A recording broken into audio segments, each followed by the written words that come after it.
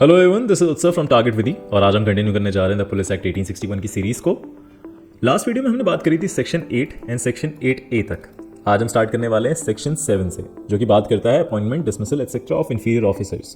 अगर इसे हम आराम से पढ़े या इसके बारे में समझे तो ये बात करता है विभागीय कार्यवाही के बारे में, यानी कि डिपार्टमेंटल प्रोसीडिंग्स के बारे में। सेक्शन 7 स्टार्ट करने से पहले आपको एक चीज क्लियर होनी चाहिए। सेक्शन 7 दो और सेक्शंस के साथ पढ़ा जाता है, सेक्शन 7, सेक्शन 28 एंड सेक्शन 29। तो देखते हैं सेक्शन 28 एंड 29 क्या कहते हैं। सेक्शन 28 बात करता है persons refusing to deliver certificates etcetera on ceasing to be a police officer. Section 29 बात करता है penalties for neglect of duty etcetera. तो स्टार्ट करते हैं विद सेक्शन 7।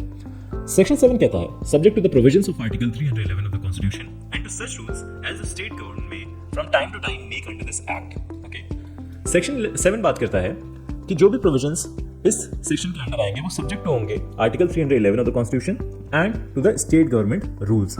आर्टिकल 311 क्या कहता है देख लेते हैं। Article 311 of the Indian constitution protect civil servants by ensuring they can not be dismissed, removed और reduced in the rank except after being informed of the charges against them and given a reasonable opportunity to be heard and only by an authority not subordinate to the appointing authority. Alright, अब appointing authorities कौन कौन सी हैं उसके बारे में बताया गया है। Inspector general, deputy inspector general, assistant inspector general and deputy inspector district superintendent of police यानी कि DSP may at any time dismiss, suspend, reduce any police officers of the subordinate rank whom they shall think remiss or negligent in the discharge of the duty or unfit for the same, or may award any one of the following punishment to any police officers who shall discharge his duty in a careless or negligent manner, or who by any act of his own shall render himself unfit for the discharge thereof, namely। और ये punishment दे रखी है। Alright, अगर हम इसे note wise करें तो हमसे ऐसे कर सकते हैं कि सेक्शन 7 जो है वो किसके अंडर होगा,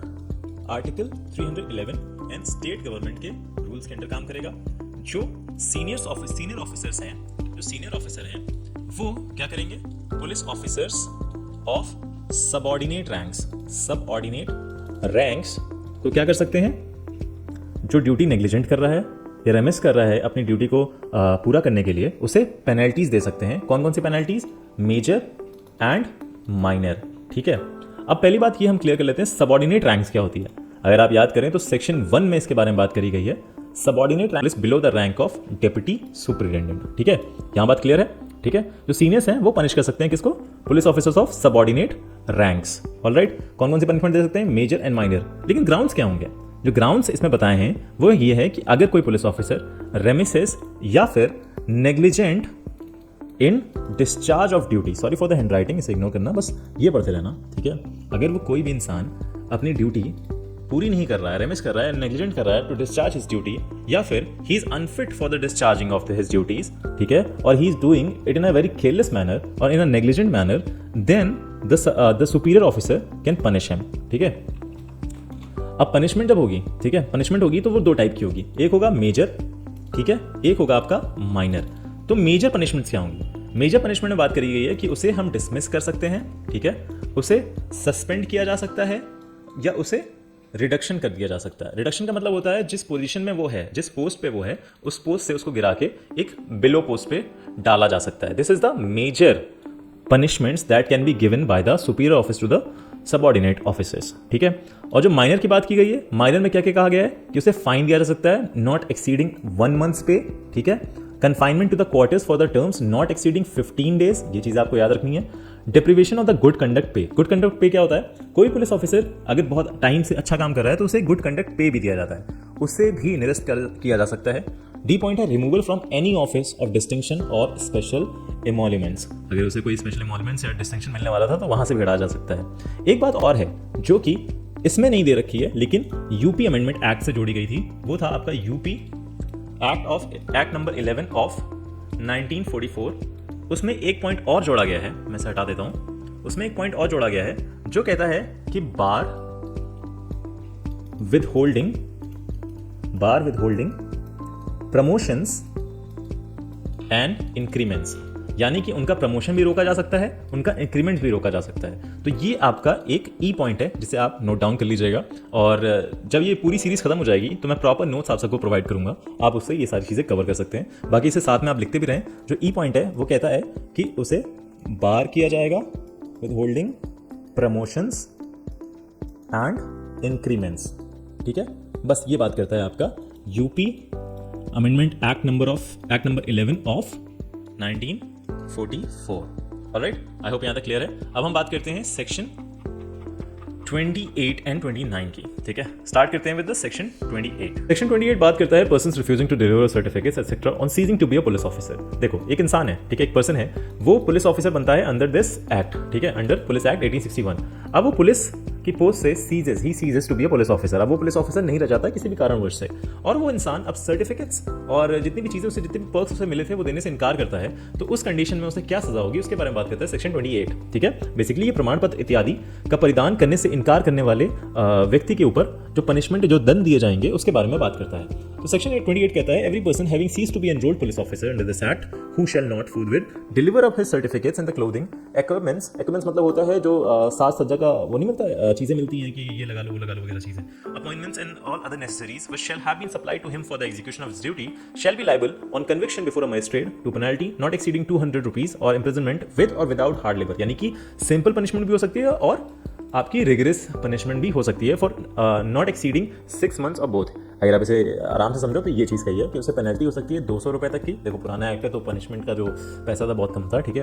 एंड इम्प्रिजमेंट हो सकता है 6 month तक का, 6 month हो सकता है, एंड वो हार्ड लेबर के साथ भी हो सकता है और सिंपल भी हो सकता है, यानी कि रिगरस एंड सिंपल बोथ हो सकता है, या फिर ये दोनों पनिशमेंट मिल सकती है, बोथ पेनल्टी एंड इम्प्रिजनमेंट, ठीक है। अब बढ़ते हैं हम सेक्शन 29 की तरफ। सेक्शन 29 भी ज़्यादा कुछ नहीं कहता। सेक्शन 29 कहता है penalties for neglection of duties. Every police officer who shall be guilty of any violation of duty, पहला पॉइंट है वायलेशन ऑफ ड्यूटी, और विलफुल ब्रीच और नेग्लेक्ट ऑफ एनी रूल और regulation of lawful order made by competent authority, or who shall withdraw from his duties of his office without permission or without having given previous notice for a period of 2 months, or who being absent on leave shall fail without reasonable cause to report himself for duty on the expiration of such leave, who shall engage without authority in any employment other than his police duty, or who shall be guilty of cowardice, or who shall offer an unwarrantable personal violence to any person in his custody, shall be liable on conviction before a magistrate to penalty not exceeding 3 months pay, imprisonment with or without hard labor for period of not exceeding 3 months or both, ठीक है। अब देखो, इसको simple terms में बताते हैं। अगर वो कोई भी वॉयलेशन कर रहा है, अपनी ड्यूटी की वॉयलेशन कर रहा है, या फिर विलफुल ब्रीच और नेग्लेक्ट, कोई भी रूल एंड रेगुलेशन फॉलो करने से रेगुलेशन फॉलो नहीं कर रहा है और जानबूझ के उसका ब्रीच कर रहा है, तो कॉम्पिटेंट अथॉरिटी द्वारा उसे कन्विक्ट किया जा सकता है। एंड और भी इसके पॉइंट्स दे रखे हैं, जैसे कि अगर वो अपने ऑफिस से विड्रॉ कर जाता है, ऑफिस का काम नहीं करता है, बिना नोटिस दिए गायब हो जाता है, और कहीं पाया जाता है कि वो एक अदर एम्प्लॉयमेंट में लगा हुआ है other than the police duty, और ही इज़ वेरी कावर्ड है, he is not following his duty, is very unfit, वो अपना ड्यूटी सही से नहीं निभा रहा और दूसरे कामों में लगा हुआ है, काइंड ऑफ फट्टू है, या फिर वो पर्सनल वायलेंस कर रहा है, अपनी वर्दी का रौब दिखा रहा है, पब्लिक में मारपीट कर रहा है, तो he shall be liable on conviction before a magistrate. और उसकी पेनल्टी क्या होगी? 3 month का पे, यानी कि नॉट एक्सीडिंग 3 months पे। इम्प्रिजमेंट हो सकती है 3 month की। इम्प्रिजमेंट कैसी होगी? सिंपल भी हो सकती है, रिगरस भी हो सकती है, ठीक है, यानी कि हार्ड लेबर के साथ भी हो सकती है, एंड क्या हो सकता है? ये दोनों हो सकता है, यानी कि पेनल्टी भी हो सकती है और इम्प्रिजमेंट भी हो सकती है। So this was totally about the punishments. तो सेक्शन 7 बात करता है किस चीज़ की? हाँ, सेक्शन 7 बात करता है appointment, dismissal and this accepted by the inferior officers, ठीक है, वो अपने सबॉर्डिनेट्स को वो कर सकते हैं। एंड 28 बात करता है person refusing to deliver certificates, और 29 बात करता है उनकी क्या पेनल्टीज होंगी अगर वो अपनी ड्यूटी से भागते हैं या नेग्लेक्ट करते हैं, ठीक है। और आपको मैंने सेक्शन 7 में एक पॉइंट ही बताया था जो आपको एड ऑन करना है, उसे आप भूलिएगा नहीं, जो कि यूपी अमेंडमेंट एक्ट 11 से आया था, ठीक है, ऑफ 1944, जो था कि बार कर सकता है किसे प्रमोशन और इंक्रीमेंट को। So that is it for today's video, and आगे की वीडियो में हम कंटिन्यू करने वाले हैं 13, 14, 15 को, एंड ये सारे सेक्शन हम कंटिन्यू करेंगे। तो आई होप आप सबको समझ में आ रहा होगा, एंड जो भी प्रॉब्लम्स आ रही हैं आप प्लीज कमेंट डाउन करिए, मैं उसे सॉल्व करूंगा next video. Thank you for watching this video, subscribe the channel, और मिलते हैं इन द नेक्स्ट वीडियो।